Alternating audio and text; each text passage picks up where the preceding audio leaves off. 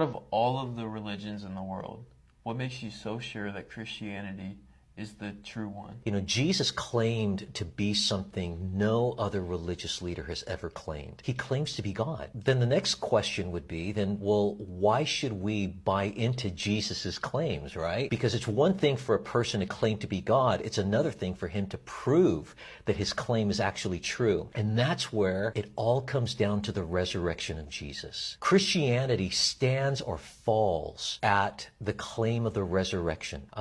Jesus's death on the cross, I mean, that's a historical fact. But the claim that he rose again from the dead, that's either true or false. And we believe that it's true. And I believe that the resurrection actually happened for three reasons. First, there are reliable eyewitnesses that testify that they've seen the Lord. In fact, we know historically that there are over 500 people who claim to have seen Jesus risen and alive after he had died and was buried. Secondly, not only reliable witnesses, but the process of elimination. Did you know that when you think about the resurrection, there's only a few things that are possibilities of what happened when they saw the empty tomb?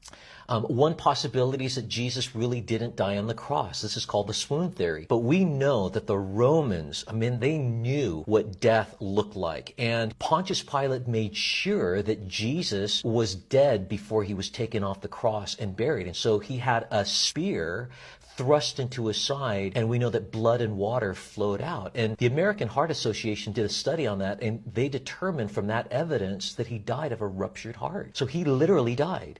Other people say the disciples stole the body. But I'll tell you, the fact that those disciples all claimed that Jesus rose again from the dead, and they held on to that claim even to torture and horrific death, man, these guys that were at one time cowards, and now to stand like that, something radical had to have happened. And you just can't say the disciples stole the body. Well, other people say the Romans stole the body, but why would they do that? Because for Roman soldiers, if what they were guarding were stolen, they would be executed for it. Other people say, well, everybody hallucinated. Well, to have over 500 people hallucinating the same thing, that's not probable. But also for them to hallucinate that meant that they had to expect a resurrection. None of them were doing that. But also, what do you do about all the circumstantial evidence? There's an empty tomb. There's a stone rolled away. There are soldiers that are gone. Hey, the hallucination thing, it doesn't fly. When you think about all those possibilities, there's still one more possibility, that Jesus really did rise again from the dead. And so it seems like from that process, that makes the most sense. And the third and final reason that I believe the resurrection happened is all the transformed lives.